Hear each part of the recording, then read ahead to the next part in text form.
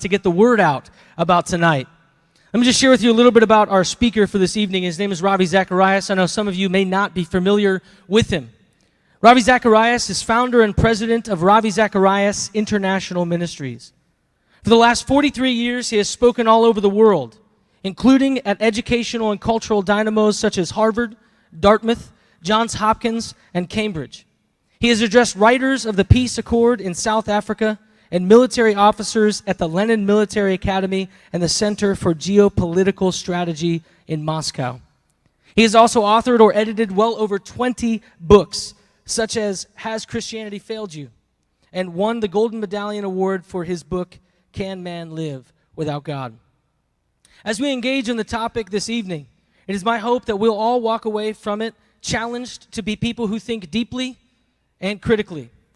No matter what your faith background may or may not be, I also hope we can engage in these matters with maturity and utmost respect for one another and each other's beliefs. To that end, after the talk, we will hold a Q&A session that will be both face-to-face and digital. We have college students here, so we have to be digital. During Ravi's talk, we encourage you to develop thought-provoking questions that are clear, concise, and relevant to the topic at hand. Please do those three things: clear, concise, and relevant to the topic at hand.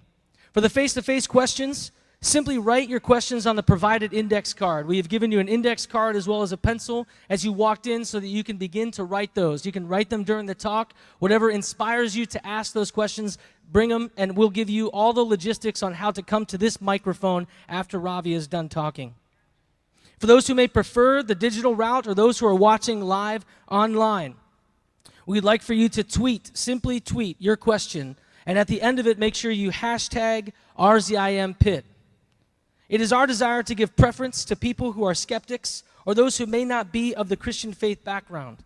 To alert us to this fact, both on the cards or in your tweet, simply put the hashtag of your faith background. For example, hashtag skeptic or hashtag Hindu. And we want to give preference to those questions because we desire to be challenged as well as challenge one another. We'll do our very best to get through as many questions as possible, and it is my hope to ask one or two questions from Twitter, because I think that kind of atmosphere where we're both face-to-face and digital is kind of where we are in this world today. So without further ado, I give to you Ravi Zacharias.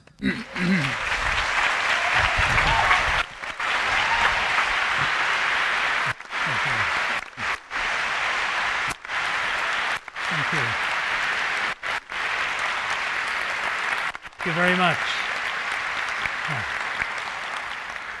Am I mic'd? Is my microphone on? Can you hear me or not? Got me on now? No? You can? All right. Maybe you will even say yes if the answer is no, so that you can get a nice restful evening. So before I go into my subject matter, let me read for you this. It was read to me by my mother-in-law in Toronto last week. She is 96 years old. I have no idea why she read this to me and my wife and family there, but she was laughing all the way. Here it is. Steve, aged 92, and Sally, aged 89, living in Florida, are all excited to get married. They go for a stroll to discuss the wedding, and on the way they pass a drugstore. Steve suggests that they go in. Steve addresses the man behind the counter. "Are you the owner?" The pharmacist answers, "Yes." "Steve, we're about to get married. Do you sell medication?" Pharmacist, "Of course we do." "Steve, how about circulation?" Pharmacist, "All kinds." "Steve, medicine for rheumatism?" Pharmacist, "Definitely." "Steve, medicine for memory problems, arthritis, and Alzheimer's?" Pharmacist, "Yes, a large variety, the works." "Steve, what about vitamins, sleeping pills, antidotes for Parkinson's disease?" Pharmacist, "Absolutely." "Steve, everything for heartburn and indigestion?" Pharmacist, "We sure do." "Steve, you sell wheelchairs and walkers and canes?" Pharmacist, "All speeds and all sizes." "Steve, adult diapers?" Pharmacist, "Sure. Can I help you?" Steve said, "We'd like to use this store as our bridal registry."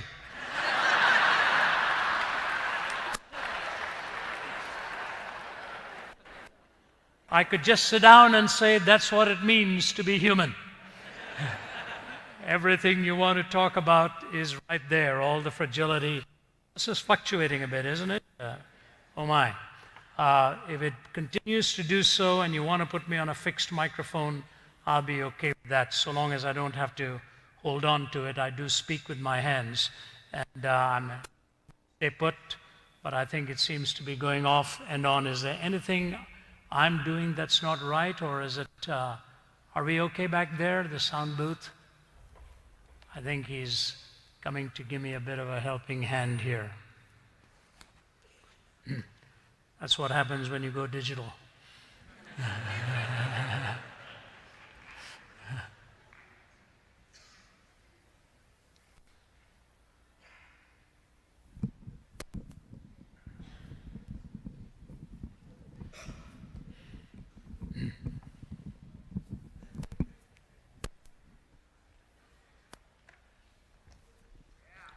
Thank you. So I'll just take this one off here.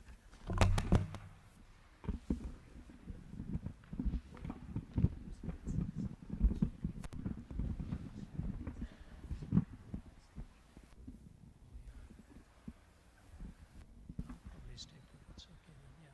It's,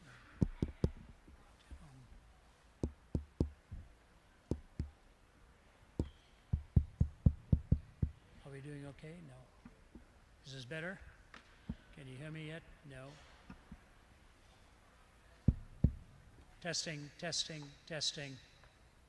Tell me if you can hear me at the back too. I see some in the front who've got their thumbs up, down. They're giving a thumbs down there.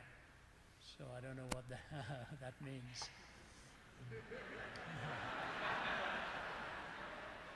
I've had that happen before too. Okay. How about now? Are we adjusting anything there? Not yet. Hello, hello, hello. Testing, testing. They're still complaining in the back rows there.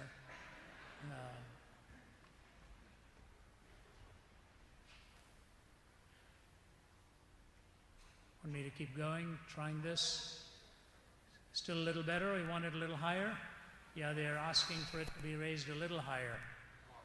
Yes.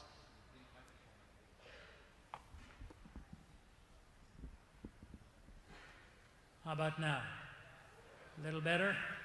All right, that's good. I appreciate that. Thank you.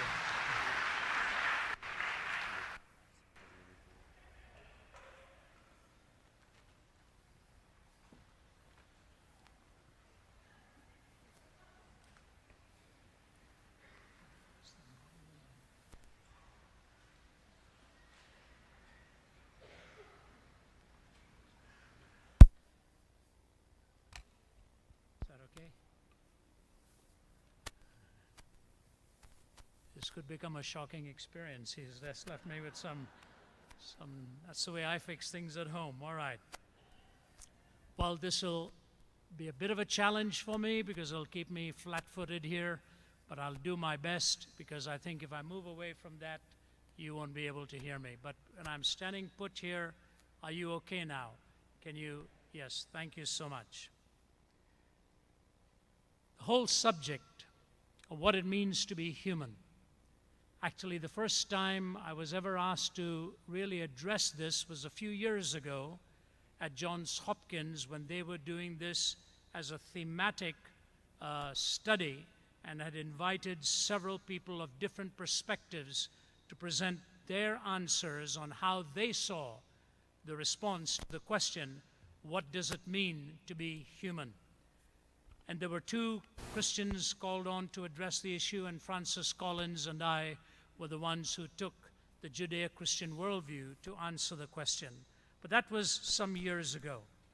And as I'm looking at the theme now, developing it in my own way for different audiences, this is really one of the most foundational questions in life for you and for me, because it is in effect a self-defining question in general terms, that has particular and individual implications.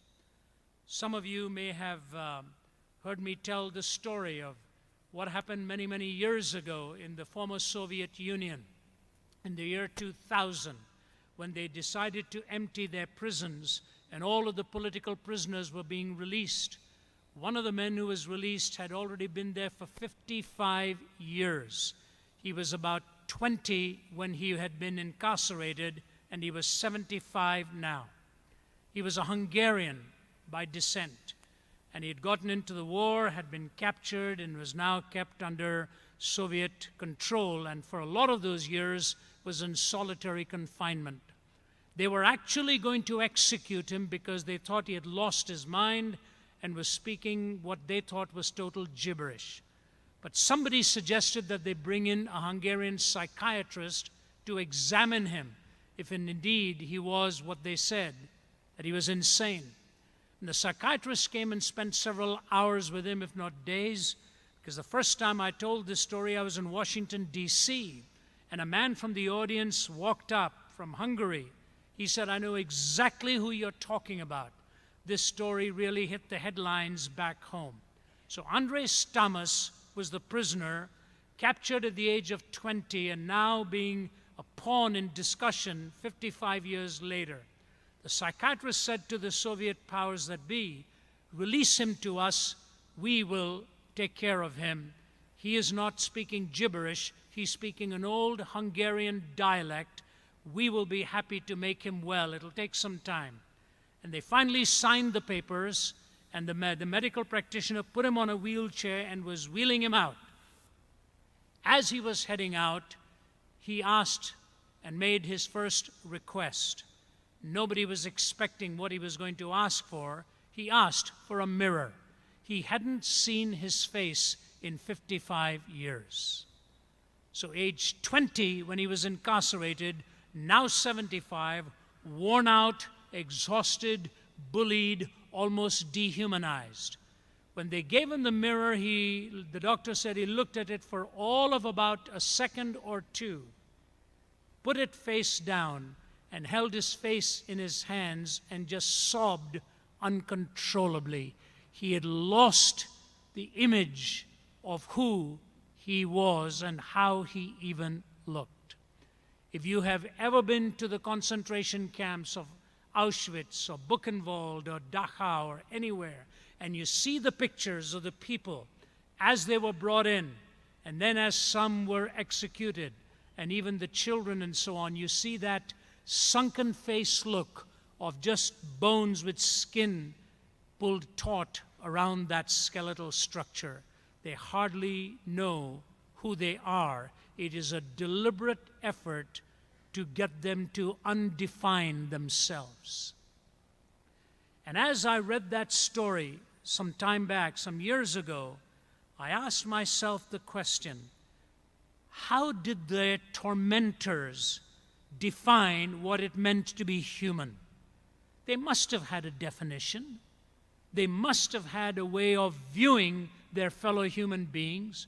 Whatever the definition was, it was obvious that they were taking them from a pretty low rung of a ladder to bring them lower and lower and lower, till not only was the tormentor wrongly defining them, but the individuals had lost a definition for who they were and what they were intended to be. That's really what this story is all about. In fact, the entire Nazi attempt was to find the Superman, the superior human who could control the race and take the less capable and the less possible in them to be submerged and dominated by the superior. What does the Bible say about this? My talk to you tonight, my dear friend, is going to be on the Judeo-Christian view of what it means to be human. I will take the major address here, and after I finish, my colleague from Oxford University, who teaches at Wycliffe Hall at Oxford, Vince Vitale, a dear friend and a colleague, he and I had the privilege of authoring the last book together, what does it mean to be, on why suffering, and now we are teaming up on this theme of what does it mean to be human, and we are about to team up on another book as well.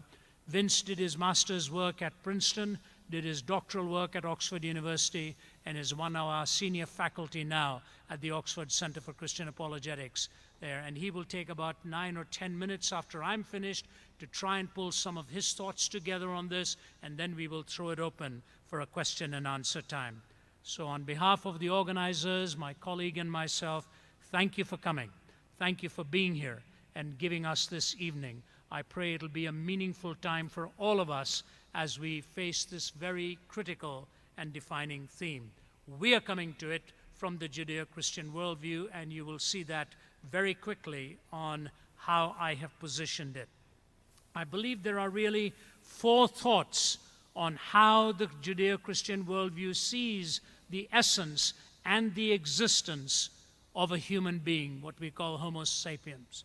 The first is in the reality of creation, that we are not the random collocation of time plus matter plus chance. We are not an accidental blip on the radar screen of time, that there is a designer and a creator who has a specific purpose for who we are and why we are here.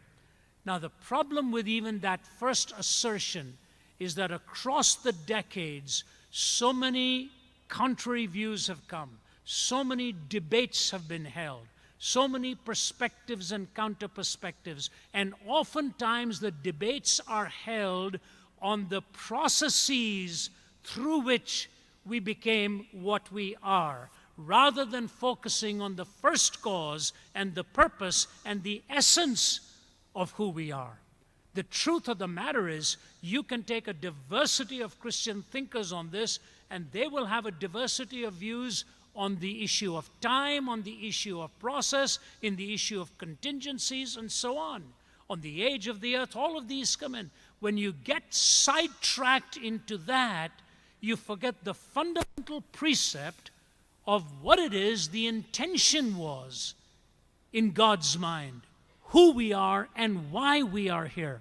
And this is what I want to say to you. Even the noted philosopher Anthony Flew, who for most of his life was an avowed atheist and wrote so much against the existence of God, in the last few years of his life went onto the fork in the road because he believed his own critique of theism was not valid in his mind anymore, and he made a strong statement that the philosophical ramifications of our origin are crucial for the issue of morality and meaning.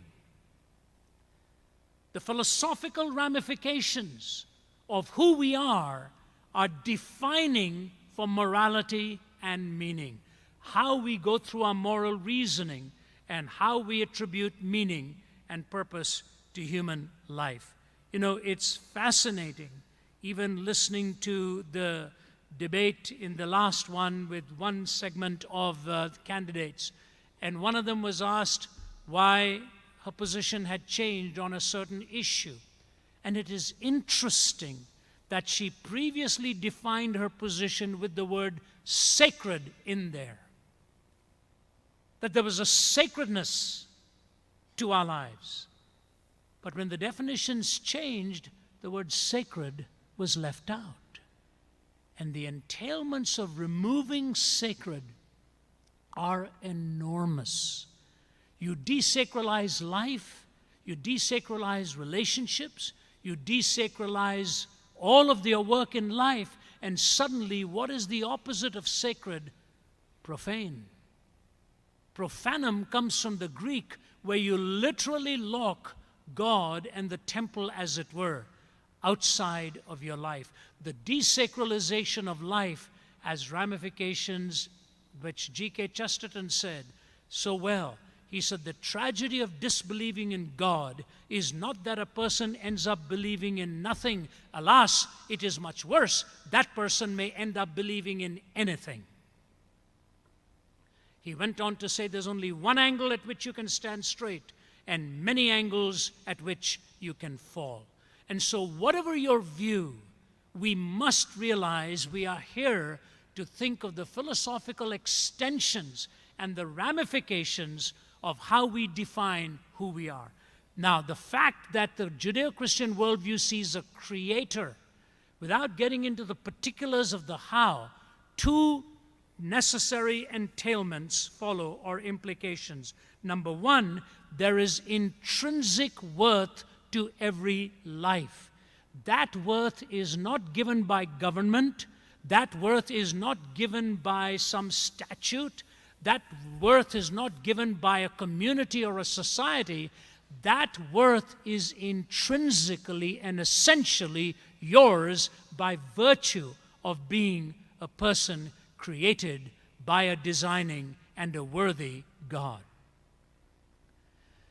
When Joseph Stalin was tormenting his people and killing them by the millions, he was not a very tall man. Stalin was not his real name. It was a nickname that was given to him of the steely countenance. It is fascinating when he began to torture his own people. I told this story to the faculty at the Center for Geopolitical Strategy, and there was pin drop silence. Here's the story. A Western diplomat went to see Mr. Stalin and asked him how he planned to have his people continue to follow him when he was torturing them like this. Stalin never gave this diplomat a verbal answer. He called a waiter and asked the waiter to bring him a live chicken. He took the live chicken and put that chicken under his arms and started to defeather that bird till it was completely denuded. The chicken by this point was quivering and trembling in his hands. He took the chicken and put it down, picked up a piece of bread, and walked away from that chicken as the chicken was quivering there on the ground. And the chicken hobbled over towards Joseph Stalin, nuzzled between his trouser legs for warmth. Stalin bent down with a piece of bread, and the chicken started to peck away at that bread. And Stalin looked at his visitor and said, "Do you have your answer?" "I tortured that chicken. It will follow me for food the rest of its life." He said, "People are like that. You torture them, and they will follow you for food the rest of their lives." Very few journalists and diplomats had the courage to call him for who he was. Malcolm Muggeridge did in his book Winter in Moscow. And when he came back, he had changed his complete position on what a government like that was, which treated its people in such a demeaning way. But that's precisely how he had started to define them. People were a means to his end. His ends were a clenched fist, which was the last gesture before he died, a fist towards the heavens. Young people, ladies and gentlemen, when you look at God's word, Moses gave his people 613 laws. David reduced them to 15. Isaiah reduced them to 11. Micah reduced them to 3, to do justice, to love mercy, and to walk humbly before your God. So Micah took 613 laws and brought it down to 3, do justice, love mercy, and walk humbly before your God. When Jesus was asked by an antagonist what the greatest commandment was, it is amazing to me that he did not reduce it to 1. It's profoundly moving to me that he did not reduce it to 1. He could have, but he reduced it to 2. To love the Lord your God with all your heart and all your soul and all your mind and all your strength, and to love your neighbor as yourself. He said, on these 2 hang all of the laws and all of the prophets. 613 laws were put on 2 pegs. To love the Lord your God with all your heart and all your mind and all your soul and all your strength, and to love your neighbor as yourself. Why did he give us 2 and not 1? Because of the first, the second necessarily follows. Without the first, the second is with its feet firmly planted in midair. You don't have the essence of what the created order is, then loving your neighbor becomes purely an option for you and for me. Jesus said it is not an option, it is a necessary corollary. It follows from the first. You see, your ethnicity, your race, who you are, is your distinctive gift by God. It is an inviolable gift that God has given to you. When he talks of all of the nations, when Paul gives his sermon there in the book of Acts, he talks of all of the nations that were there and how God had called him to take that message to every nation and every tongue and every tribe. You are a creature created by God, and there's a segue I want to give to you here before moving to the second ramification. I want you to follow me carefully now. Not only are you of essential worth with humanity, in that essentiality, there's a particular worth to you.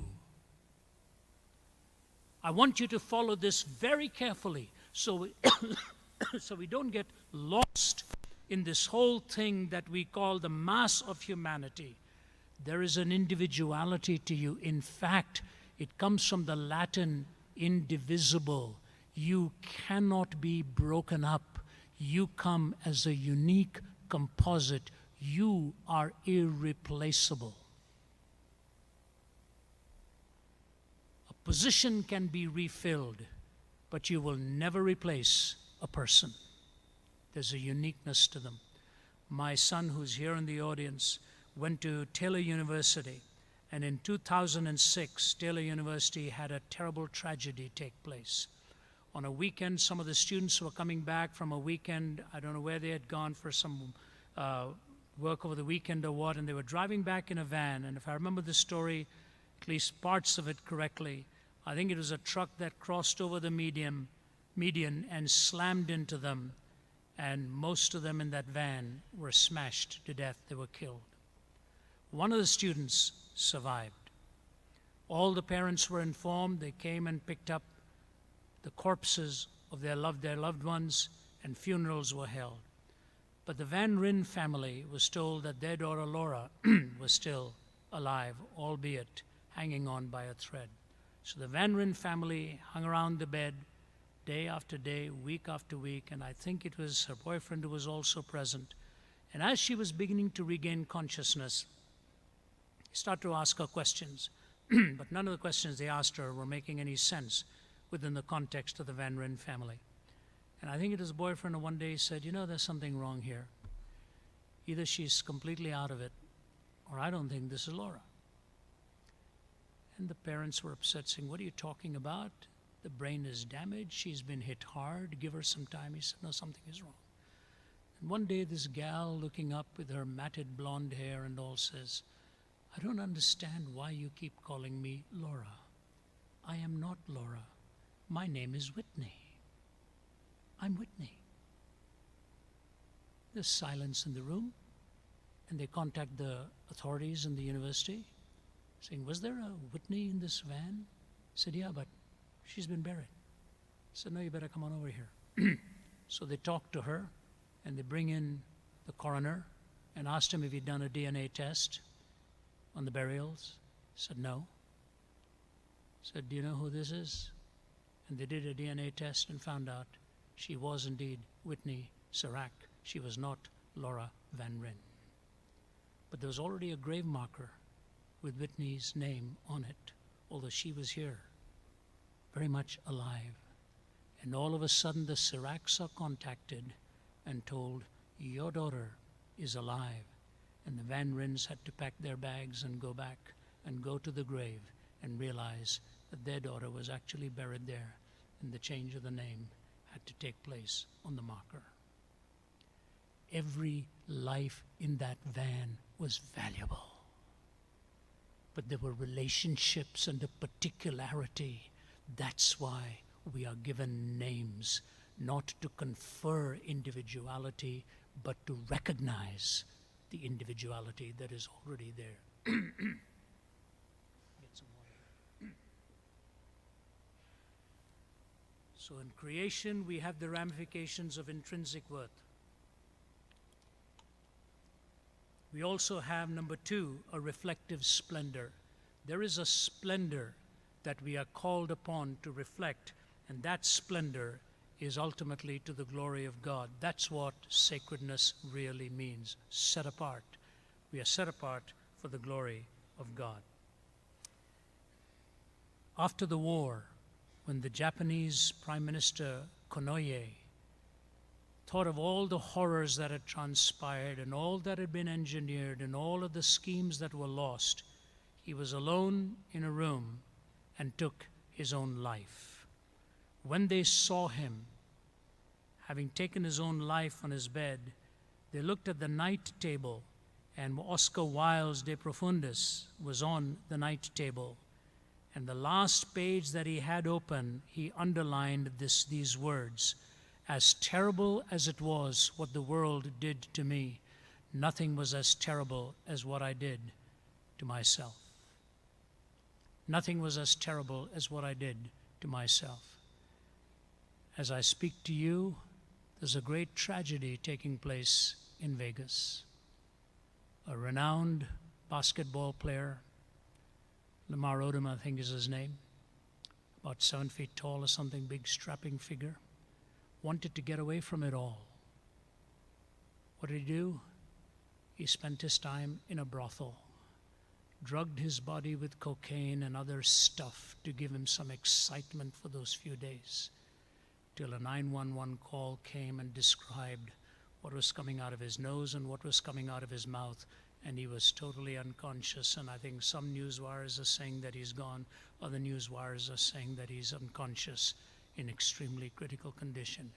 And I don't know the man, I don't even remember watching him play, but here's what I want to say to you.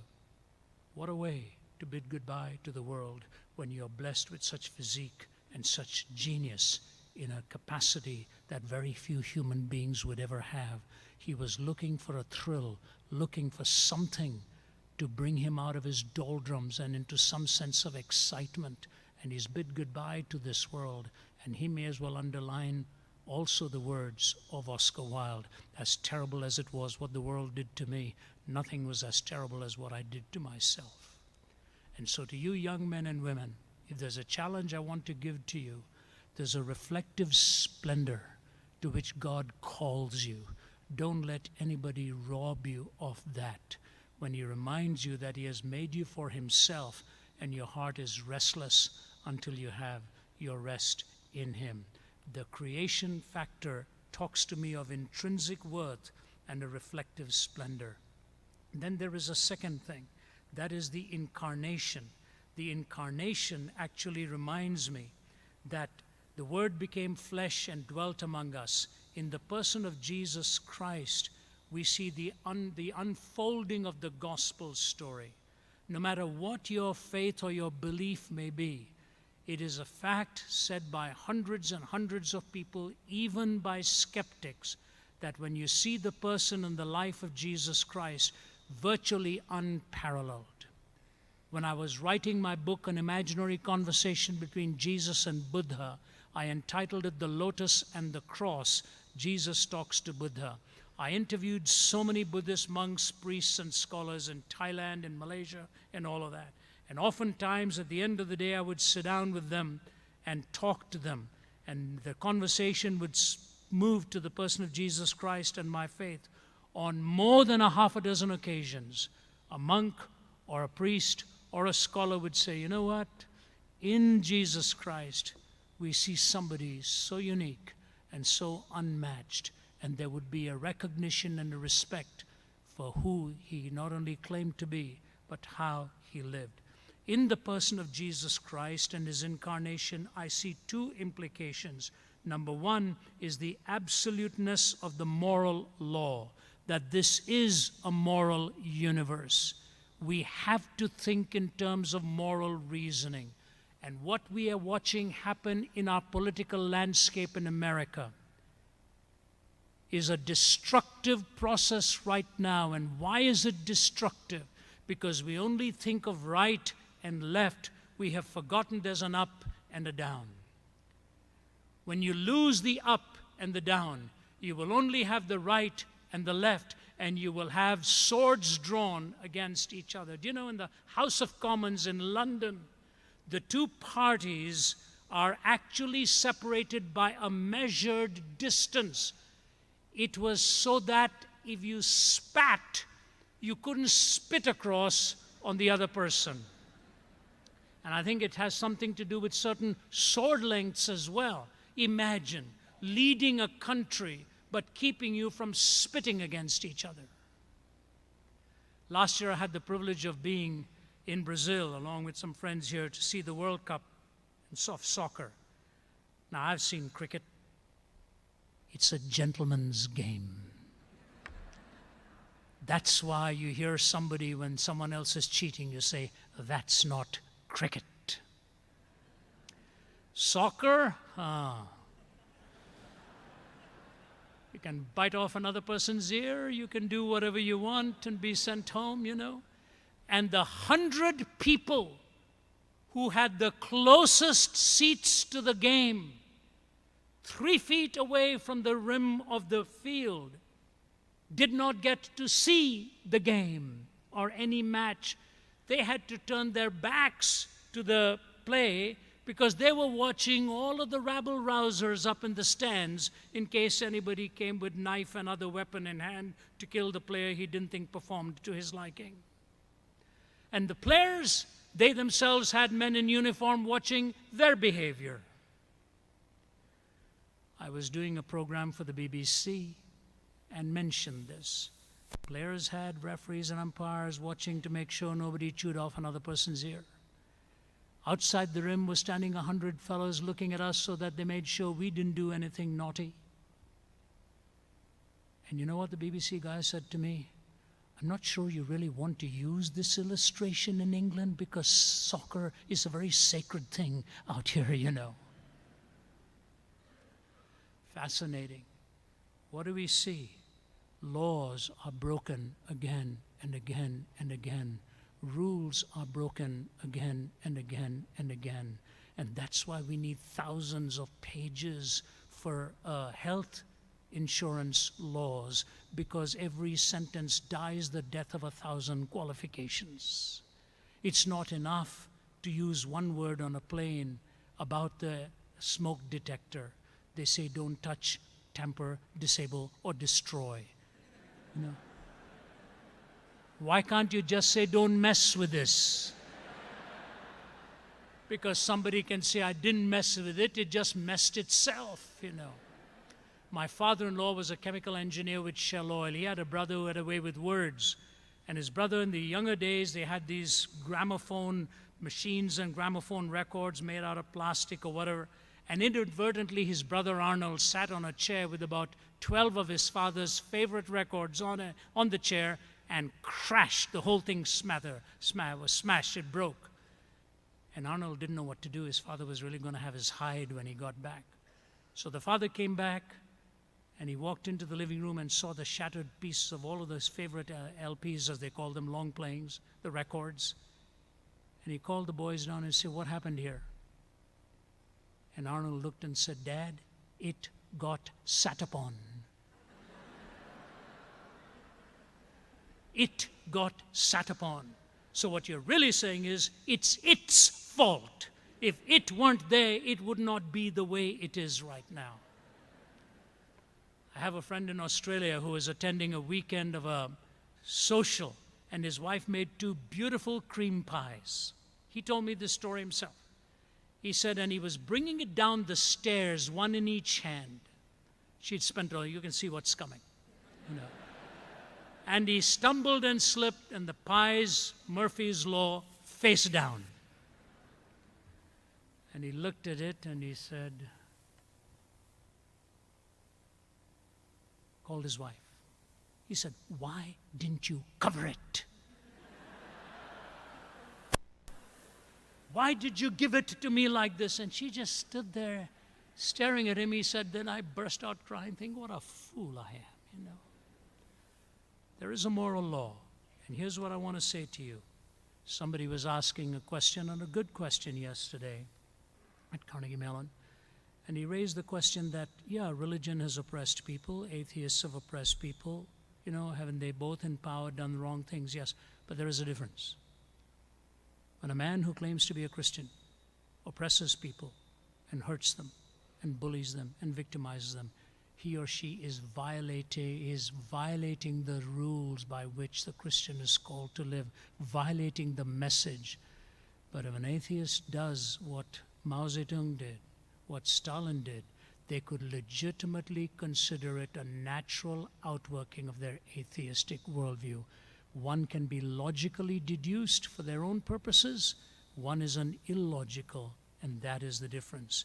Kai Nielsen, the atheist from Calgary, says this: "We have not been able to show that reason requires us to have a moral point of view, or that really rational persons unhoodwinked by myth or ideology need not be individual egoists or classical amoralists. Reason doesn't really decide here. I know the picture I have painted for you is not a pleasant one. Reflection on this depresses me. Pure practical reason, even with a good knowledge of the facts, will not take you to morality. Pure practical reason, even with a good knowledge of the facts, will not lead you to morality. There is no rationally compelling reason why you should be moral. You may choose to be, and many of them are. There's no rationally compelling reason for it, because morality is ultimately self-referencing. And so I say to you, in the whole reality of incarnation, we get the absoluteness of the moral law, and the second ramification is we have the supremacy of love. We have the supremacy of love. This thing for which we yearn. Again, someone last night asked the question of love.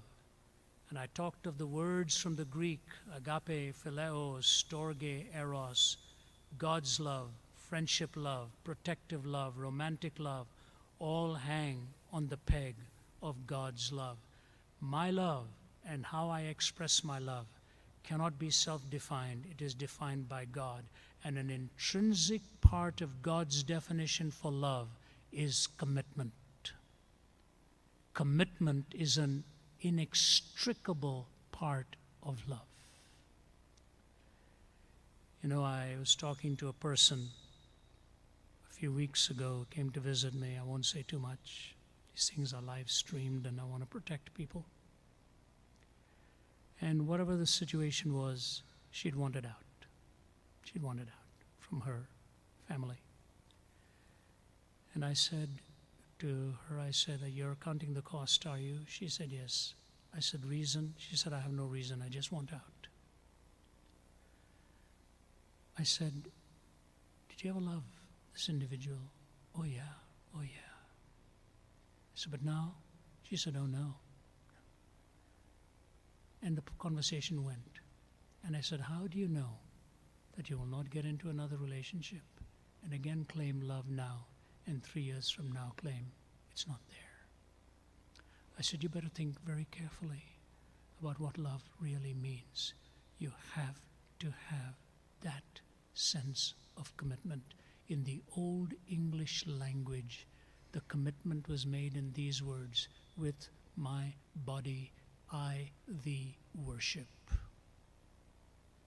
There was an exclusivity made in love, an exclusivity, so that when you said, "Yes, I do" to one, you were really saying, "No, I don't" to every other. There is a sacredness that is given to love. But you know, I want you to follow this now. Yeah, it's easier to talk about something like that, isn't it, as adults and all of that. I'm now a grandfather, and I watch the grandkids in a very different way than I watched my own. And my daughter one day said to me, "Dad, why?" I said, "I don't know. Maybe you have a certain stock of affection and love, and when you have your own, 90% of them is exhausted in worry and care and bathing and providing this and that. You've only got about 10% left to feel. And when you have the grandkids, the parents do the 90% of the care. Now we've got 90% of the feel and only 10% of the work. So that whenever our grandkids come and visit us, we have a ball, but when they go, my wife and I sit down on a chair and stare at each other for about 2 minutes saying, "What just happened?" You know?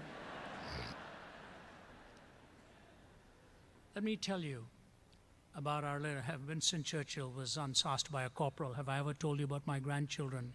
Churchill said, "No, and I want you to know how much I appreciate it." Since I'm not Churchill, let me tell you a couple of stories. Our oldest grandson is a fellow by the name of Jude. He has a vocabulary and a half. I don't know where he picks up his vocabulary from, but I'll tell you, he sure can use it. Big words. And he's now 4, but when he was about 3 1/4 or something like that, or 3 1/2, everybody were praying around the table for the food. And then he looks at his father and says, "Mommy prayed. Why did you say amen?" So, sorry, it was the other way around. He looked at his mom and said, "Daddy prayed. Why did you say amen?" So she, being the daughter of an apologist, gave too long an answer. She was going on and on and on, and he was just staring at her and finally threw his arms up in the air and he went like this, "Will somebody please explain to me what on earth has just happened here?"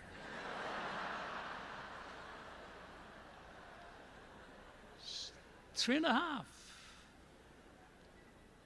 Not long after that, his mom had lost her car keys looking around the house. She couldn't find it. She just paused for a moment, slapped her forehead and said, "I must be losing my mind."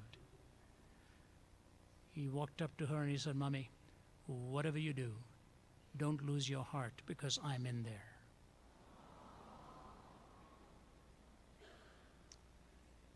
Three and a half. 3 1/2. How is it possible for us in our world to hurt such little ones? When they've understood belongingness is a vital part of reality.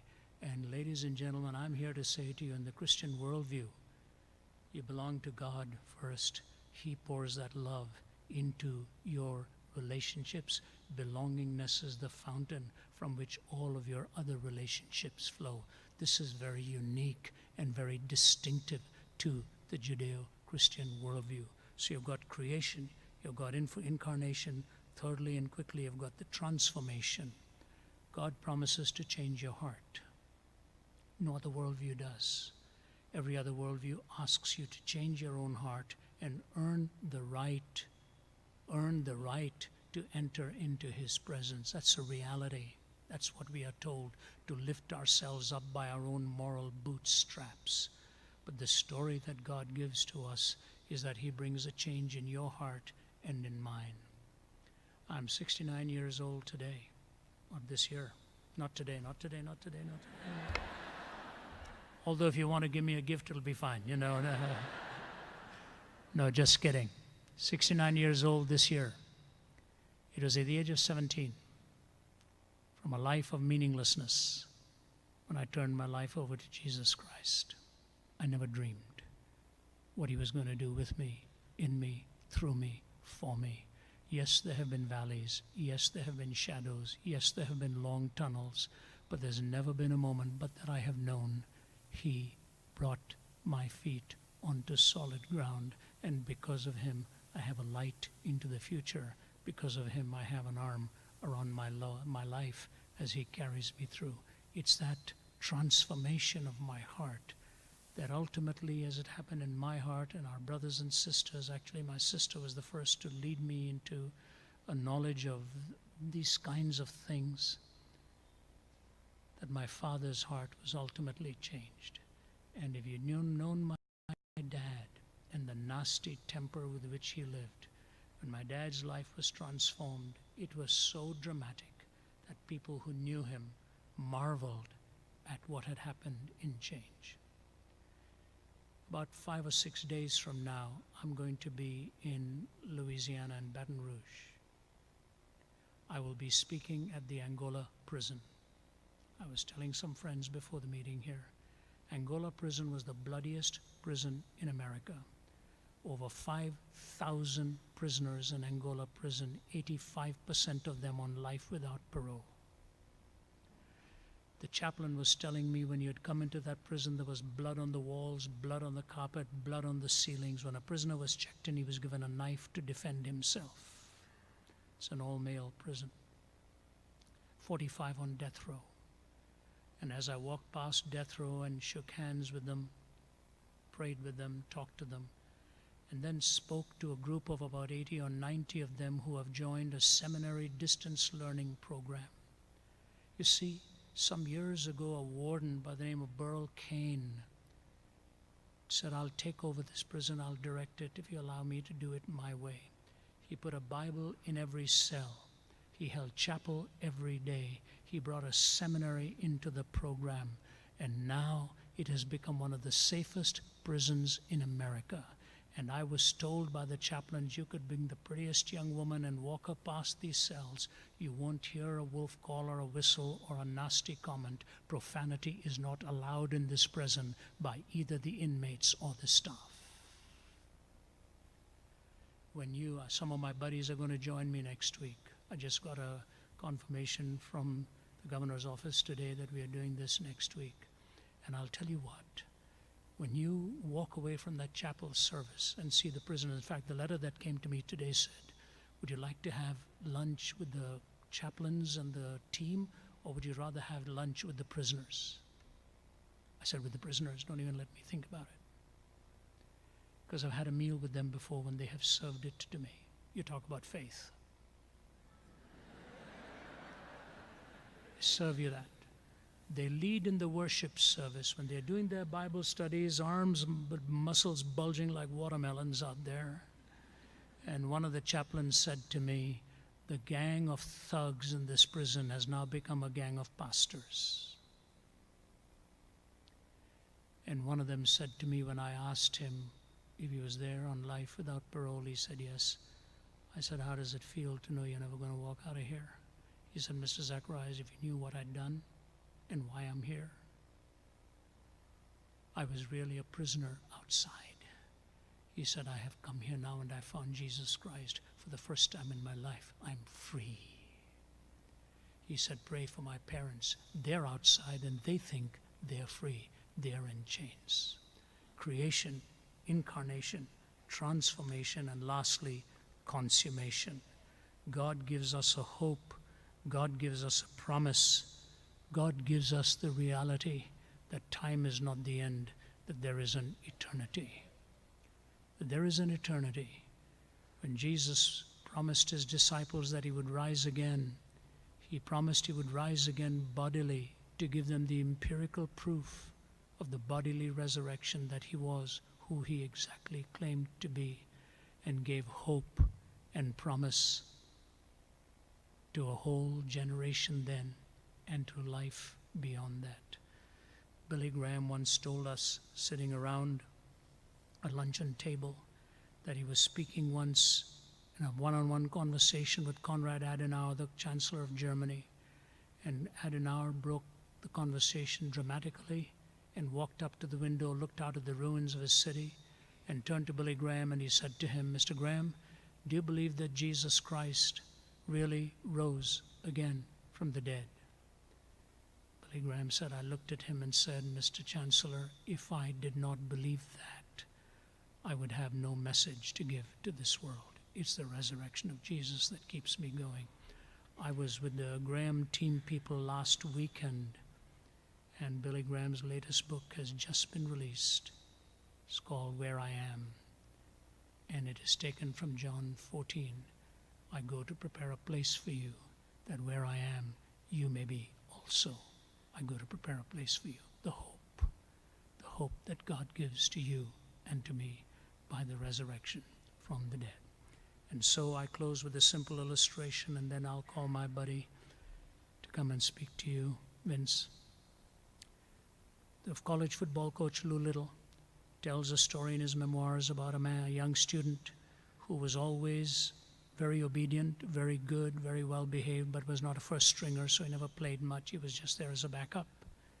But he would notice this young man showing the facilities to his father whenever his father visited, till one day the father had passed away and the message came to the son in the university. And so he went to the coach, Lou Little, and said, do you mind if I'm not there this weekend, sir? I've got to attend my father's funeral. He said, no, you can go. So he went, buried his dad, and came back. And the following weekend, he looked at the coach and he said, "Do you mind if I play this game?" He said, "You're not number one. We have a better quarterback." He said, "I understand. Let me play. If I'm not the best player on the field, you can sit me down." Coach Lou said he'd give him a chance or two. He was red hot, played a brilliant game, the best game he'd ever played, and was kept through the game.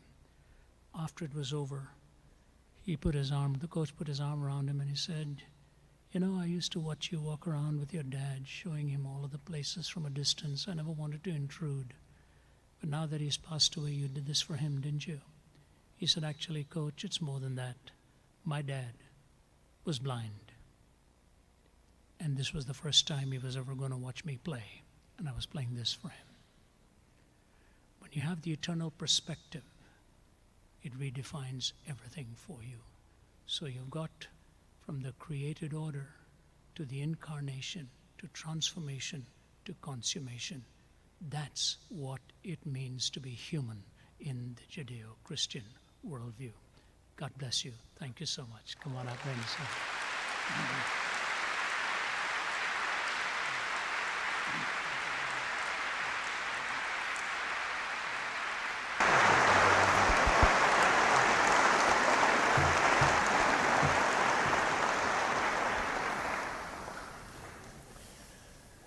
Well, whenever I follow Ravi, I wish that I went first. It's a real privilege to be here with you all tonight. And Ravi and I thought I might just spend 10 minutes telling you a bit about my story before we go on to take some of your questions. And I'm always particularly thankful when I have a chance to speak about Christianity.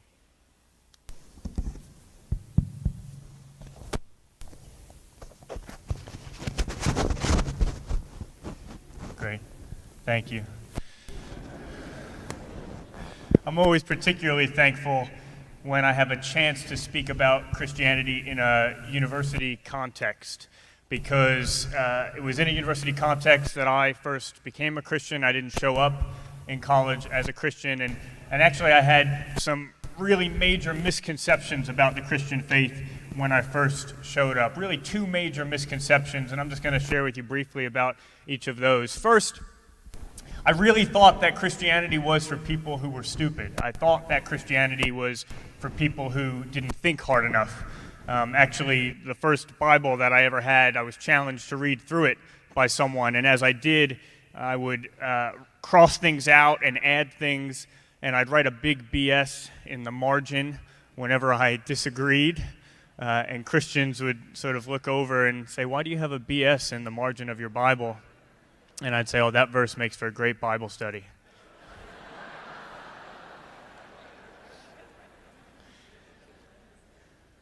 I came over time to think that I was dead wrong in my assumption that Christianity had to be anti-intellectual. I don't want you to take my word for that. I want you to go out and look into it yourself. That's what I did. Today, actually, back in Oxford, where I live and teach, Professor Brian Leftow is giving his first lecture of the year in his series on the existence of God. Leftow is the head professor in philosophy of religion at Oxford, and each week in that series, he'll make a rigorous defense of a different argument for God's existence. Now, I wish I had time to talk to you about each one of those arguments now. I don't. Feel free to bring that up in the Q&A if you want. Before Leftow held the head post at Oxford in philosophy of religion, it was held by a man named Professor Richard Swinburne. Swinburne is probably the most influential British philosopher of religion of the last 60 years or so. He still lives in Oxford. He's going to be coming and guest lecturing in a course I'm teaching later in the year. And one of the things that he'll talk about in that lecture is a book that he published in 2003. It's called The Resurrection of God Incarnate. And in that book, he argues that on the available evidence today, it's 97% probable that Jesus truly, miraculously rose from the dead after having died, confirming that he is the God that he claimed to be. Now, that might sound like a crazy claim to you. It certainly sounded like a crazy claim to me. but I just couldn't believe that there were people of this stature who were writing about these things and coming to conclusions like that and being able to defend them. We're talking about a book that's published by Oxford University Press, someone who's considered the foremost philosopher of religion in all of Britain and who can ably defend that claim at top academic conferences all around the world, and I've seen him do it. And for me, at least, that forced me to the position where I had to say it has to be possible to be fully committed to intellectual rigor and also to be a fully committed Christian. I think I was wrong that Christianity is for people who don't think hard enough. I also think I was wrong about a second misconception I had about Christianity. And this one was really about the central message of the Christian faith. To me, Christianity was just a bunch of outdated rules. It was like those 613 laws that Ravi mentioned.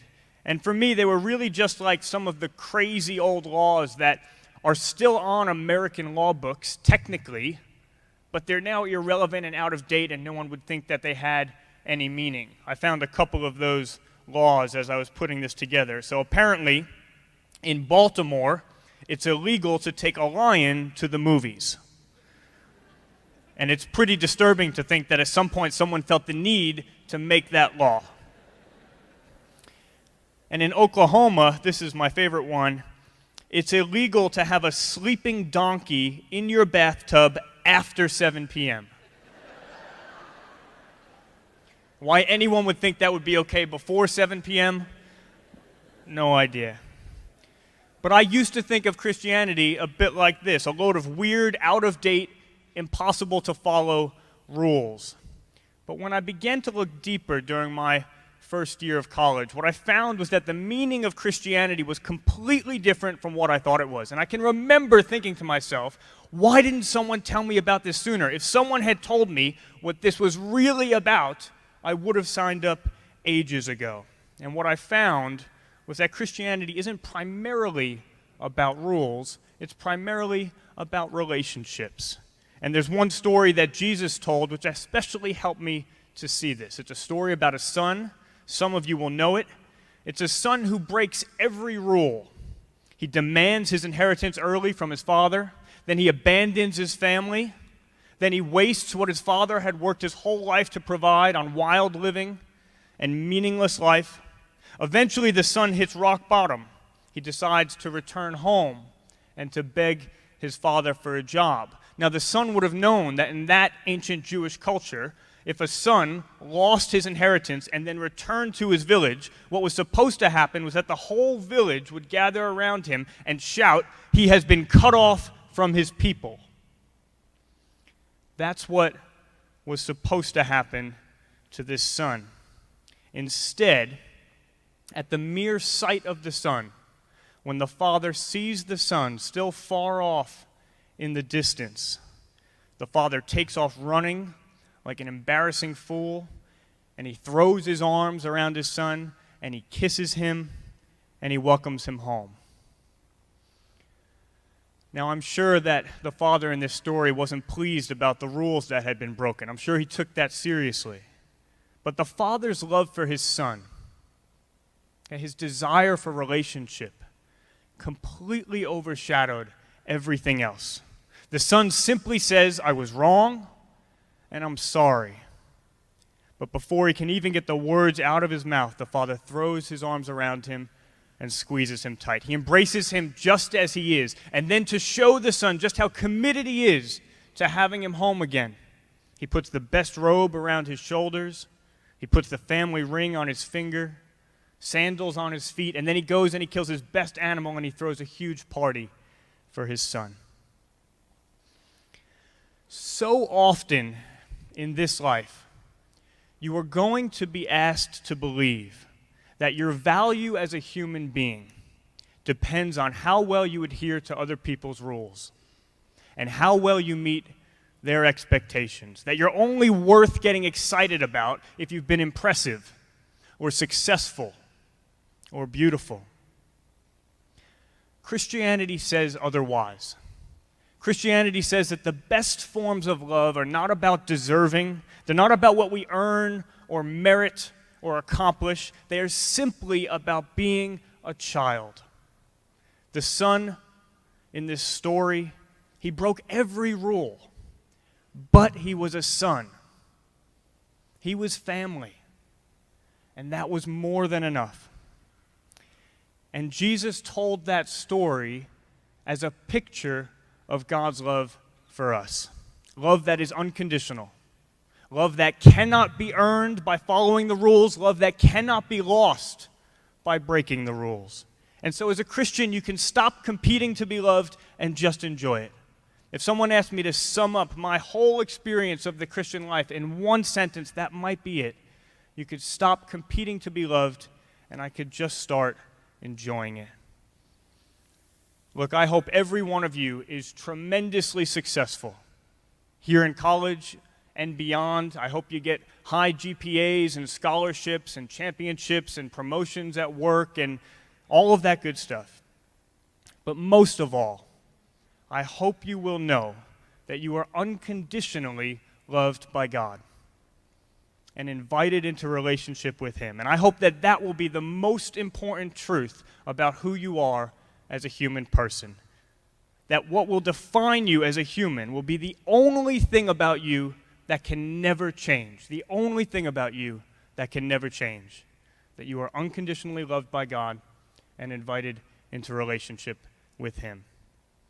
Thank you so much for listening, and invite Ravi back up, and we'll take your questions.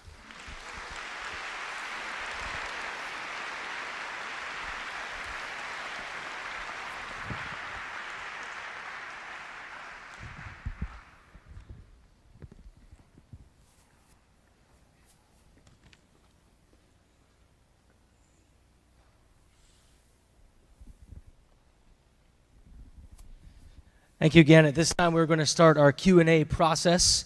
And here is the ground rules for that again. Remember to be clear, concise, and relevant to the topic. And if you would like to, we are going to have the microphone right here, but there are going to be two staff members over here to just check to make sure that your questions are clear, concise, and relevant. So if you do have a question on your paper and you would like to ask that to either Vince or Ravi, please begin making your way over here to these ladies, and they will then give you the opportunity to come to the microphone. If you're going to ask the questions via Twitter, we have a couple people checking those as well. Remember to make sure that your questions have hashtag RZIMPit, and that way we can get to those. I'm going to ask the opening question to Ravi and Vince, and then we are going to begin having the audience ask questions as well. Thank you again, and sorry for the sound problems that we seem to have, but we've overcome them very much. So, Ravi, you said in your talk this evening, all other worldviews outside of the Judeo-Christian worldview call us to earn our way. Why is an attempt to earn our way such a bad way to be human?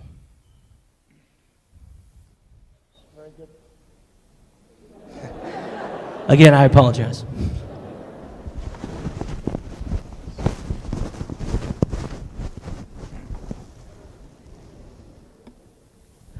I'll resist comment. It's a great question, and I will probably answer it in a tangential way and then get to the heart of it. I have a friend in Atlanta, Georgia. He might even be watching this program. He came from a very strong Hindu background. He was a computer systems engineer type guy. We became very good friends. And he would come every week and ask me question after question after question, and we'd just be going in circles the whole time. My wife, who's from Canada, would marvel at this. And she would say, he asked the same thing last Sunday, you know. I'd say, yeah. And why did he ask it again? I said, because he's Indian. We just keep going in circles. We like the circular view of life. We do it again and again and again. Then one day, he came up with this question for me. He said, Ravi ji, which is a respectful term, he said, you know, I was thinking, he said, when I borrow money from a bank, my bank manager is kind enough to tell me how much I owe and how long it is going to take for me to pay it off. I know what I owe and what time I have in which to pay it back. He said, actually, my bank manager is kinder than the karmic law. Because in karma, I don't know how much I owe, and I don't know how many incarnations I need to have in order to pay it off. I said, I didn't ask the question, you did. You tell me about it. And then I told him a conversation I had with the chief Buddhist monk, women's monk, the only woman Buddhist monk ordained in Thailand. I'd had to go to Sri Lanka to be ordained, because in Thai Buddhism they didn't do that, the ordination of women. She got ordained, came back. She has a PhD from McMaster University in Hamilton, Ontario, Canada. Brilliant gal. So she and I were talking, and we were asking each other questions. And finally, one day I said to her, is every life a rebirth? Is every birth a rebirth? She said, yes. I said, in every birth you're paying for the previous birth. She said, that's right. I said, if you start from now and go back to the beginning, it's a finite number of births you have had. From now going backwards, you've not had an infinite number of births. She said, that's right. I said, so you've had a finite number of births. She said, that's right. I said, what were you paying for in your first birth? If every birth is a rebirth, and in every birth you're paying for your previous birth, what were you paying for in your first birth? She paused and looked at me and said, we don't ask those questions. And I told it to my friend. And he looked at me and he said, you know, the longer I am listening to what you have to say, the more I am totally taken up by what the cross of Jesus Christ is all about. He said, I cannot earn my karmic right. I simply don't even know how much I owe. Every life, every day, I wonder how much I really owe in all of this. And so if you look at Buddha, all the pantheistic worldviews, they have to pay, but they never know when they have paid enough. That is unknown to them. If you were to talk to a devout Muslim, he would honestly say to you, when you say, how do you get to paradise? He'll say, your good deeds have to outweigh your bad deeds. And you ask him, do you know if you have reached that stage? He'll say, no. And I had a friend from Iraq who was telling me that every Friday he would walk to the farthest mosque in order to count the number of steps he would take to take care of all the bad things he'd done the rest of the week, to earn the right for his good deeds to outweigh his bad deeds. It's amazing the psychological aspect of legalism. All of the worldviews move in that direction. But in the Judeo-Christian worldview, you have the offer of Christ to forgive what you and I can never make up by our sure good deeds. You see, Jesus Christ didn't come into this world to make bad people good. He came into this world to make dead people live. Sin is not just a transgression. Sin is also a missing of the mark. You miss the mark, so our very lives, no matter how good we are, misses the mark of meeting the glory of God. Salvation is a gift in the Christian worldview, and then with gratitude, you live out your life in demonstration of that appreciation. This is very unique, unmatched in any other worldview offered. Just quickly add a sort of personal experience to this, because I think sometimes what's behind the question is a temptation to think, actually, we don't owe that much, so maybe I can work it off, because I'm not that far in debt. I live a pretty good life. And I just had an experience a few years ago where a guy who I didn't treat well when I was younger, when we were teenagers, he wasn't a very nice kid, neither was I. I can remember putting him down and taking every opportunity I could to do so. And I found out a few years ago that he had taken his life, that he had committed suicide. And it made me ask the question, would that have been the case had I been kind to him, had I offered my hand to him rather than pushing him down? And I don't know the answer to that question. Some of you will know that the Bible says the wages of sin is death. I had read that line many, many times. I don't think I had ever really felt the full force of it. We see so little of the rippling effects of our bad deeds, of our sins. God sees things from a perspective that's very different, and I wouldn't want to see what all the rippling effects of my unkind words have been over the years, not just in that one person's life, but in so many other lives as well. Perhaps some of us have also had the experience of maybe making some moral progress in our lives, something that perhaps we used to think was fine, no big deal, But now that we've moved past that, we're able to look back on it and say, actually, that was pretty terrible what I used to do. I'm glad that's not something that I do anymore. Well, imagine if you were God. Imagine how far along that process he must be, a being who's perfectly holy. What must our sin look like to him? If even we can look back and say, actually, that thing that I thought was no big deal, actually, that was pretty bad. From the perspective of a perfectly holy God, what must that look like? So I think both because we don't see the rippling effects of our actions and because our perspective is so finite, it's not the perspective of a holy God, I think we really do underestimate just how much it is that we owe, which makes the Christian story that much more remarkable that God would come and pay that price for us. I think part of what it means to be human is to be in need of forgiveness.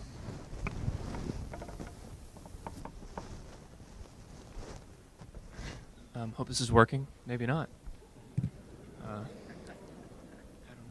That'd be a novel idea. Hello? Okay, good. Thanks for being here, guys. It's been great. So this is a question about physician-assisted suicide. So this is for both of you, I suppose. I said, so while we still lack the ability to choose our birth and therefore accept our natality in the face of desire for autonomy, fatality seems to be within our reach. So I was wondering if you could discuss the issue of physician-assisted suicide pursuant to your views on autonomy and theonomy, and if you think that the unknown fatality is necessary to be human. The last line again. Sorry. Do you think that unknown fatality is something that is necessary to be human? I think I'm getting the last word. Unearned? What? Yeah. Let me get to the heart of the question then. That is physician-assisted suicide. The basic question you're having is it right to be proceeding with that and for a person to request that of a physician? Is that really the heart of what you're saying? Sure. You know, my brother is a physician and a surgeon at that too, and he's actually chief of pain management in McMaster in Ontario, Canada. He faced a lot of these issues of people struggling with pain.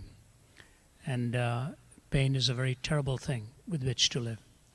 I remember when I injured my back, and that's why it's actually easier for me to stand even answering your question. I have 2 titanium rods from L3 to S1 with 4 clamps and 8 screws bolting me down. I'm bound from mid-back right into my sacrum tailbone after I injured my back.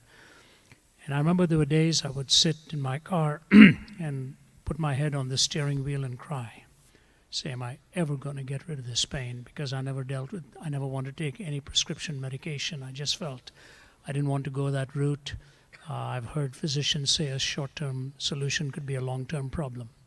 So you take physical pain, it's an awful thing. You take emotional pain, it's a terrible thing. You take the breakdown of hope, all of these things come into being. All I know is, if I were a physician, I would not want to play God with a patient's life, no more than I would want to play God with my own life and choose to take it. There are long answers to this, there are short answers to this. There are schools of ethics and bioethics. My own alma mater, Trinity International University in Deerfield, Illinois, has a huge department in this right now. I would just say, as a general rule, you always operate first by the rule, and then you take where the contingencies come in. That's the issue that I think we always live with in life.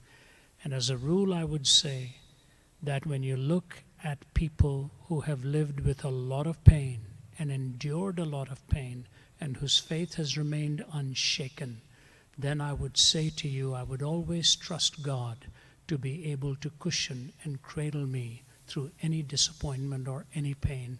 What kind of pain can I think of that would want to decimate this temple of the living God rather than trusting Him to take care of me?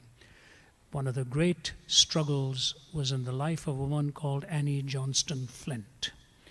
Annie was born Annie Johnston and then was orphaned, and she was adopted by the Flint family. She grew up with many, many maladies, of course orphaned first, and then she contracted rheumatoid arthritis. She spent most of her life twisted up like a pretzel in pain.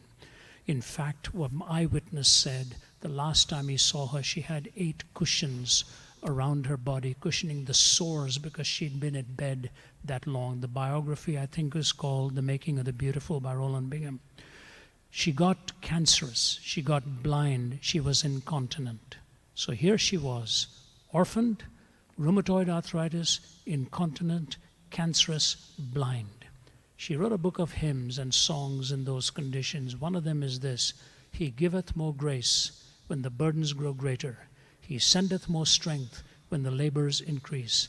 To added affliction he addeth his mercy. To multiplied trials his multiplied peace.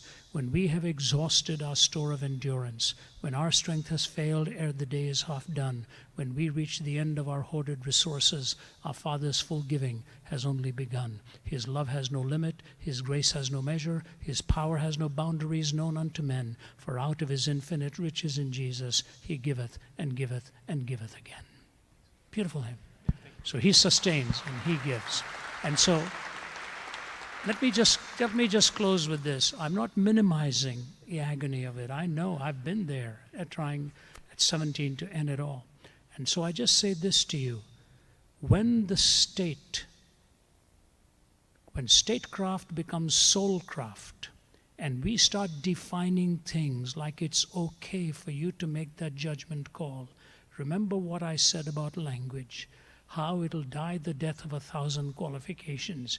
You make this possible in contingency A and B, it'll happen in C, D, E, F, and it'll become a kind of a slippery slope in which man will suddenly end up playing God, and euphemistically we may call it whatever we will, but what we are really doing is not offering hope and sustenance. We are telling people we are here to end your life, and if this body is the temple of the living God, I don't wish to profane it, nor do I wish to legitimize the profanation of it. I think there are other solutions and other ways that God will give us to strengthen the person who's struggling with hope. You give a person hope, and you give them love, and you give them sustenance, they will endure it and walk through the dark tunnel and the dark night of the soul. That would be my answer to you. Yeah. Thank you.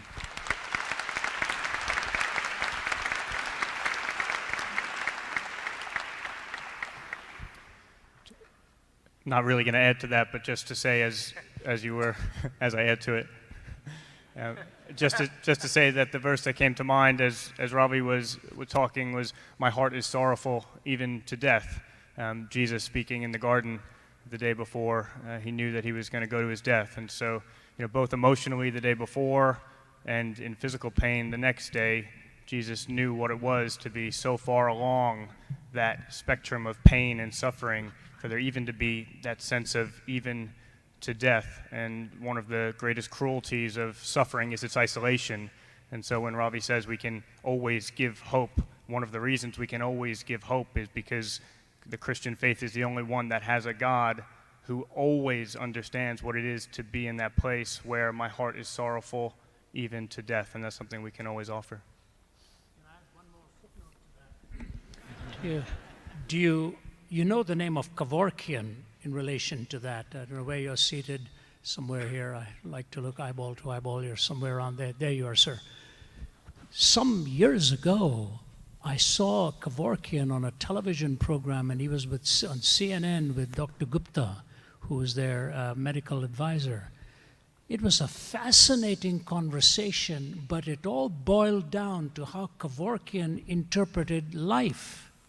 He started off with his definition of being human to Dr. Gupta, and if you can, I'm sure you can get it in their archives, they can hear it. And he basically said, you're just a bunch of chemical blobs here put together. There's no purpose to your life. He kept repeating that. What is your life's purpose? There is no purpose. So why live like that? So the foundation on which he moved to his, of course, he himself, I think, has passed away now, but that, I'm sure it's in their archives, and that's something Dr. Gupta never seemed to latch on to and ask him, that's what you really think life is all about? It starts off with what it means to be human and ends up ultimately with the loss of the value of life too. So just get that and you'll see the logical connection on the two. Good evening. So I'm a Hindu. My question for you is that through my cursory review of most religions, it seems like they all have a common thread of answering the question which seems to plague us all, which is what happens to us when we die. It's the one question I think that a lot of us have difficulty with because we cannot answer it. And so it seems like this common thread is it gives us hope for the afterlife, something better than what we have right now. And it feels like, I feel like a lot of religions, that what they do is they put forth codes or rules of conduct to help us live a good life so that we can achieve this afterlife. And so given this commonality, what makes you believe that Christianity is the correct or right religion?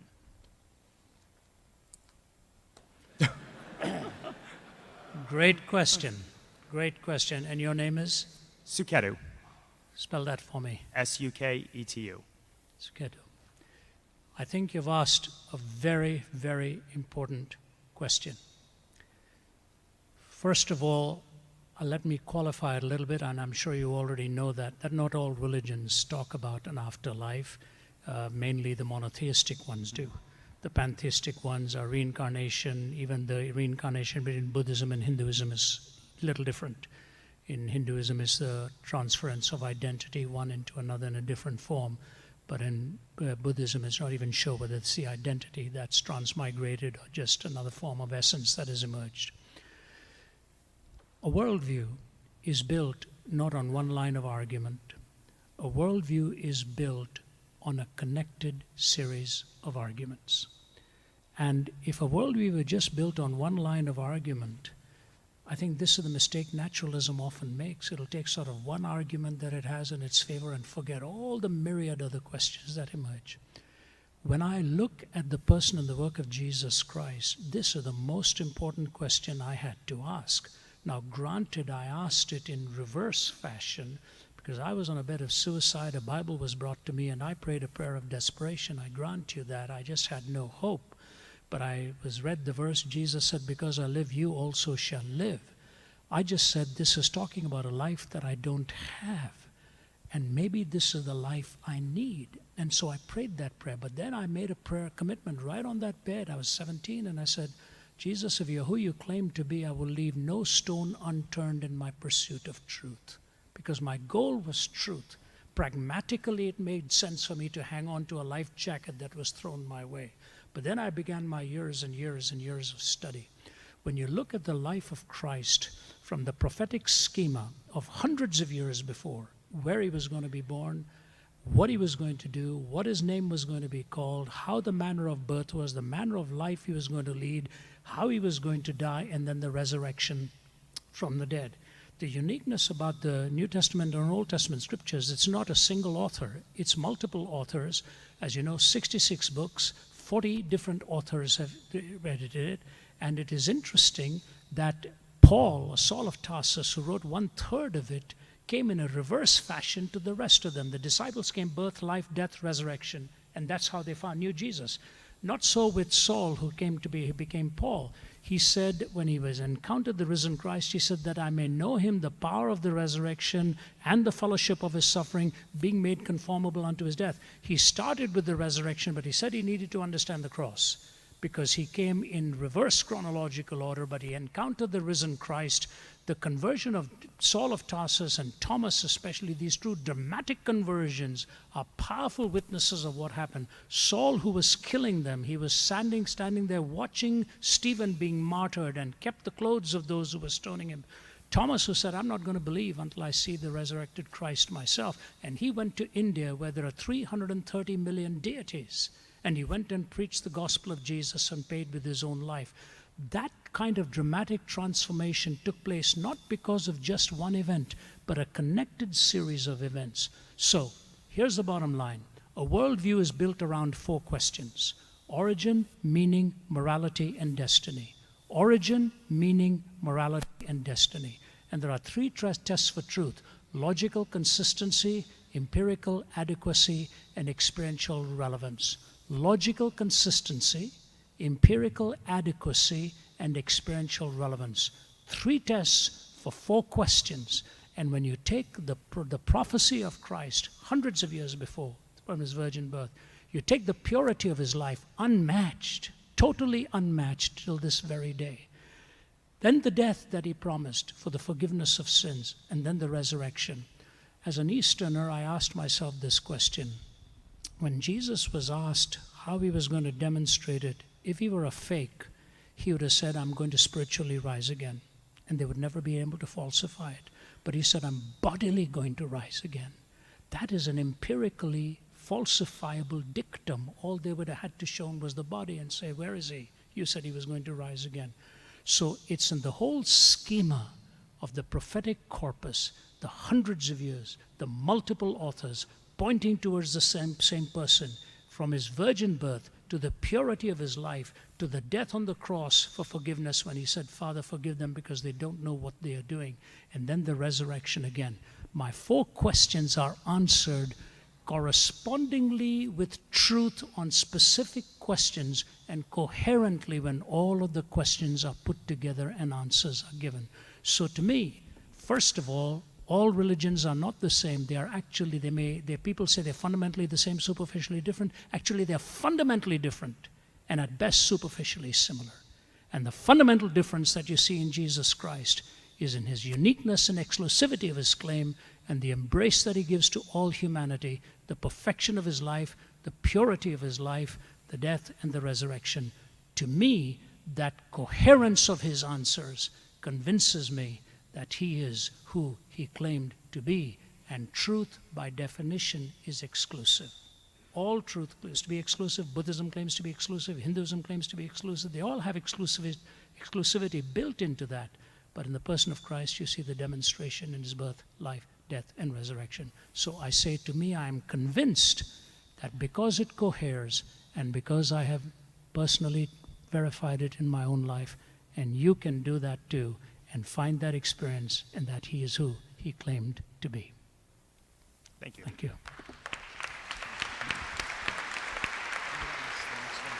I'm going to ask the next one from Twitter. Just to add something that Ravi's already mentioned, but the resurrection was particularly key for me in my investigation of this. I was studying philosophy. It was very important to me not to have to take some blind leap of faith.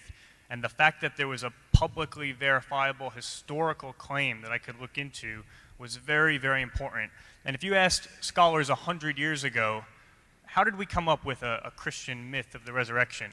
They would have said, well, one person told the truth to this person, that person told this person, that person told this person, and a few generations down the line, we had a crazy myth of the resurrection. Since then, in the last couple of decades, scholarship has really turned around on this question, in part because there are a few places in the Bible, in particular a passage at the beginning of 1 Corinthians 15. Maybe you can have a look at it later, but it's a very early creed, and it lists all of the people and the groups that Jesus appeared to. He appeared to individuals and to groups at different times, in different places, doing many different things. And today, even the most atheistic critical scholars date that passage, that early creed, to almost immediately after Jesus' actual death and supposed resurrection. So the legendary development hypothesis has been thrown out of the window. What people know now is that there actually were a lot of people. The passage says hundreds of people, and then it says most of whom are still living, almost as if to say, go out and ask them yourself. There were many people who were utterly convinced they had seen this man Jesus alive and interacting with him after he had died. And so that then raises the question, what can account for that? What can account for this huge historical gap between what should have been the movement-ending death of Jesus and then the explosion of Christianity? Jews worshiping a man as God, unthinkable. The Sabbath changed from Saturday to Sunday, unthinkable. What bridges the gap which is there no matter what you believe? That's the question for anyone. Christians bridge that gap with the resurrection. When I was looking into this as a university student, I asked the top 2 skeptical New Testament scholars at Princeton to meet up for a coffee to talk about this, because I said, this is what I've just laid out for you. This is what I'm seeing. Here's the big gap. And I thought, okay, Christians fill that gap with the resurrection, but surely those who aren't Christians must have equally plausible alternatives. And I said to them, how do you fill that gap? and one of them glanced towards a mass hallucination hypothesis, which isn't taken seriously in the literature. She wasn't glancing towards it with any conviction either. There's simply too much data, too many appearances, too many people. Hallucinations are things that happen to individuals, not to groups. The other one, who was a historian, simply said, I'm not interested in that question as a historian. There was some sort of assumption that because it was a miraculous claim, it was therefore not within the remit of proper history, and I've never understood why. So for me, the resurrection, the fact that you could have arguments that you could consider for that blew my mind. I just assumed that's an ancient claim that we could just never know whether that happened or not. But actually, you can look into it, and you can look at the facts, and then you can ask the question, what best explains the facts? And the reality is that today in the scholarship, the only explanation which is given any degree of credibility is the fact that Jesus actually rose from the dead. Every other explanation has been completely undermined, and so I think it is a rational decision to say that actually happened, and then to take that next personal step of praying a prayer like the one that I prayed, which was, God, the Christian God, I don't know if I'm talking to anyone, but if I am, I'd really like to know about it. And I think that's a really powerful prayer, and that God responds to that. Thank you. Sir, before you go, if you don't mind, one of my colleagues is here. Give her your email if you don't mind about it. I've written a book called Jesus Among Other Gods. I'll be happy to send it to you with my compliments when it'll come your way. Thank you.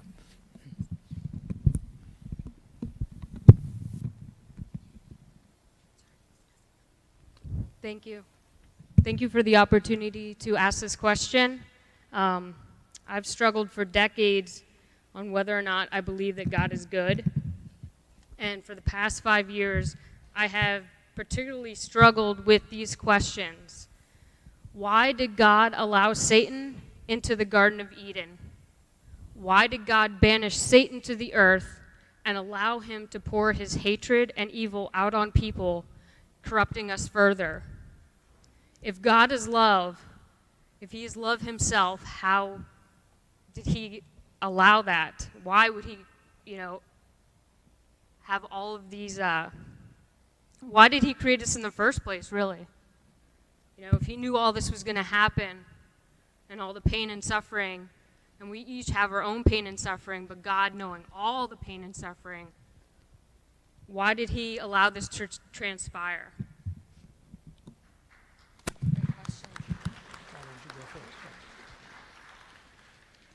That is such a good and reasonable question. Thank you for it. I wrote my PhD on the question of why a loving God would allow evil and suffering in the world, because I think it's a really difficult question, and I've spent years thinking about it, and I still don't have an easy answer for you.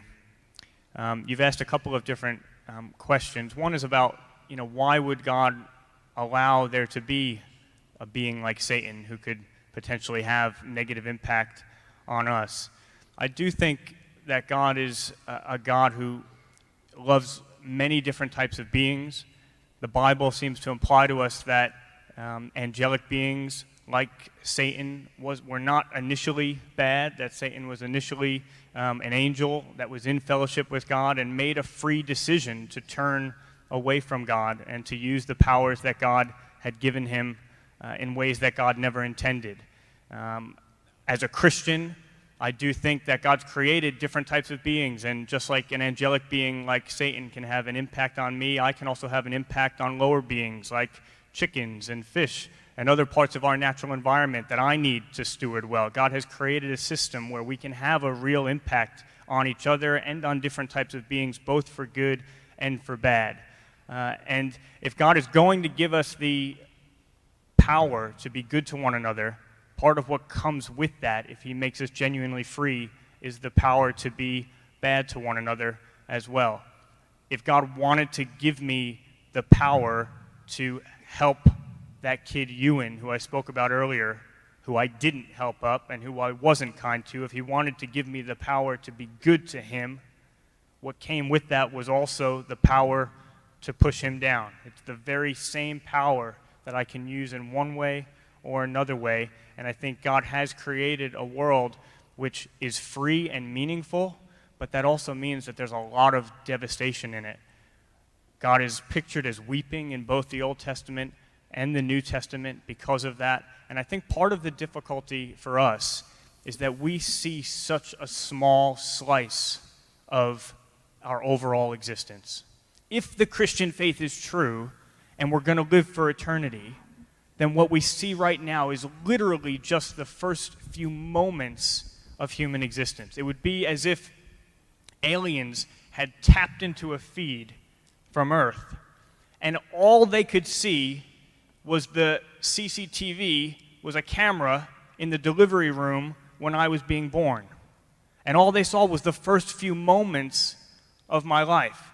They saw my mom be wheeled in, screaming with pain. I was in an emergency cesarean section, so they saw these doctors cutting her open with a knife.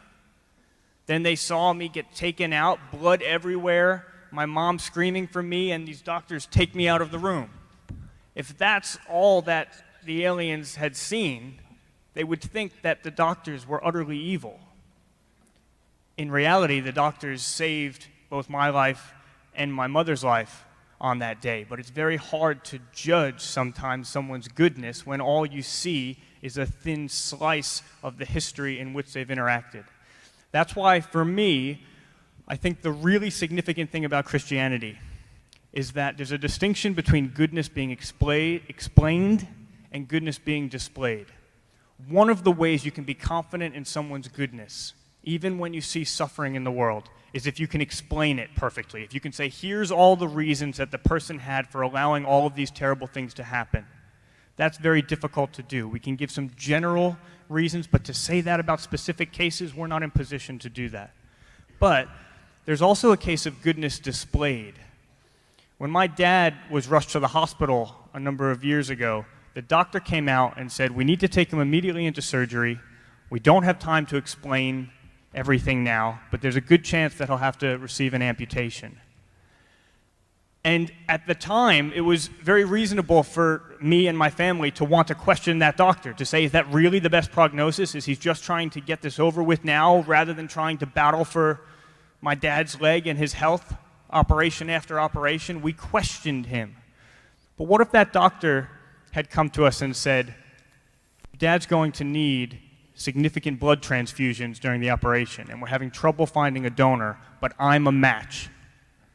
And so I'm going to volunteer to give my own blood for your dad so that he can make it through the operation and be healthy. If the doctor had done that, then I would be right to say he is good, because he had displayed his goodness with such an extravagant act of love. And that would be true, even though I still couldn't tell you all of the reasons that he had for why he had to take my dad into the operation. I couldn't explain his goodness, but it had been displayed in such a way that I could be confident that he was good, even though I didn't have a perfect explanation. And I'm always struck by a line by Friedrich Nietzsche, atheist, philosopher, but he said, the gods justified human life by living it themselves, the only satisfactory response to the problem of suffering ever invented. Nietzsche was talking about the ancient Greeks when he wrote that, and in his bias, he never made the connection to Christianity. But I think as a Christian, I can affirm that statement and say it's because I have a God who came down when he didn't have to and lived a human life, including terrible suffering and ultimately his death, so that I could be healthy and live for all eternity, that I can be confident that he has displayed his goodness even when my understanding is not full. I hope that's some help.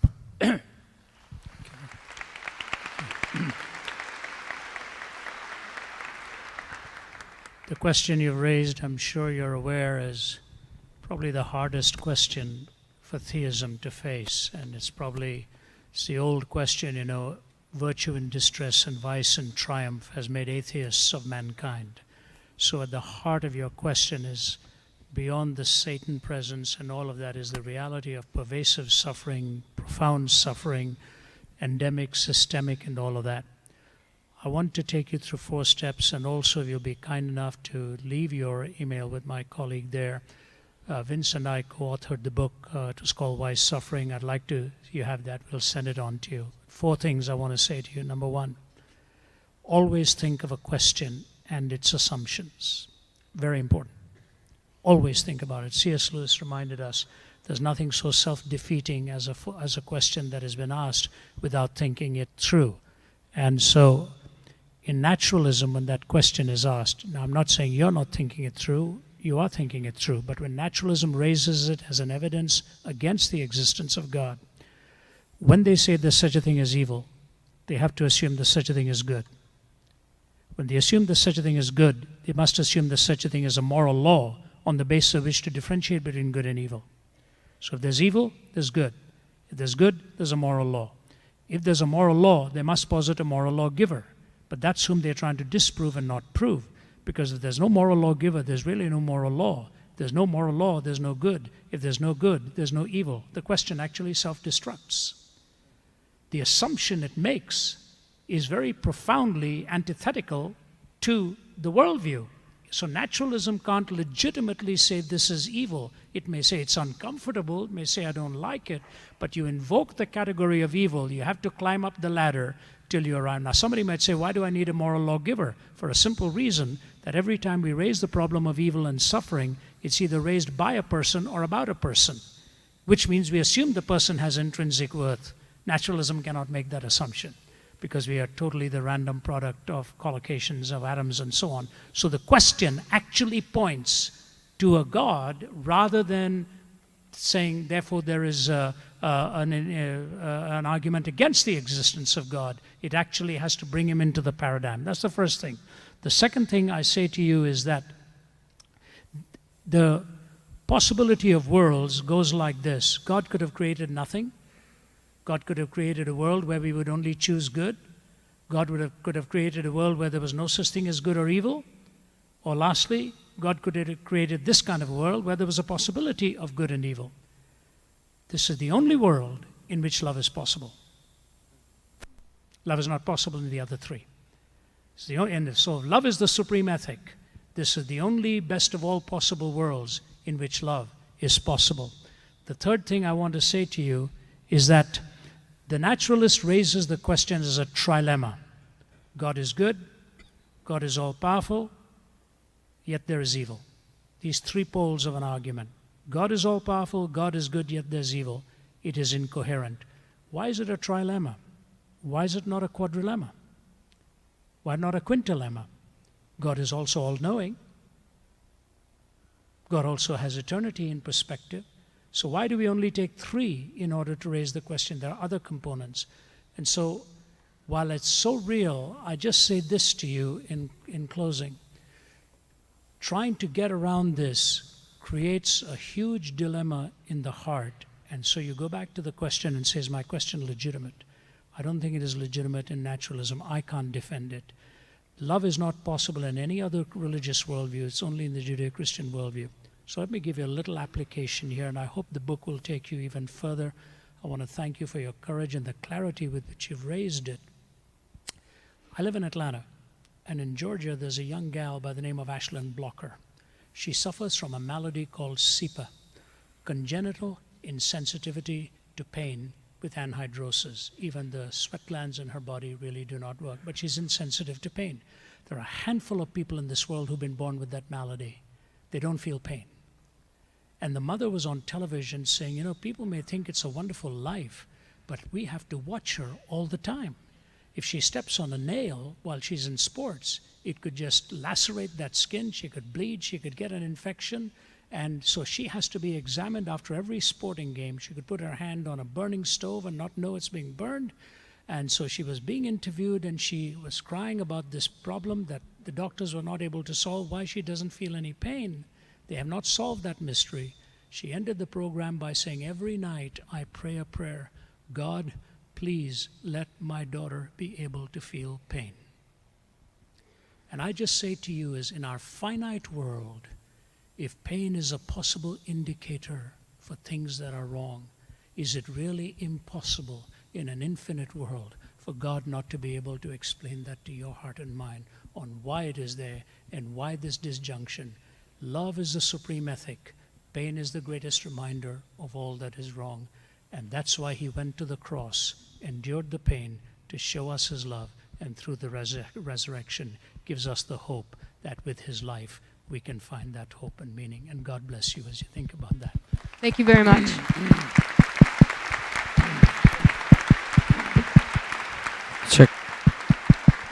Check. This next question is going to be our last question of the evening just because we're running out of time. So, thank you. Hello, thank you very much for being here tonight. And what I would like to ask is a three-part question that are all interrelated. One, what is itself the image of God? What does it mean for us to be made in the image of God? And third, why do we find that so repulsive? And the reason I say that is because we as humans will take any excuse we can to worship anything and everything in this world, with two exceptions. We absolutely hate other people in and of our flesh. We hate other people and we hate God in and of our flesh without his prompting. So what is it about the image of God and being made in that we find repulsive? Okay, can I ask you a simple question? Are you a follower of Jesus yourself? Yes, I am. You are, fair enough. Then I can give you a shorter answer.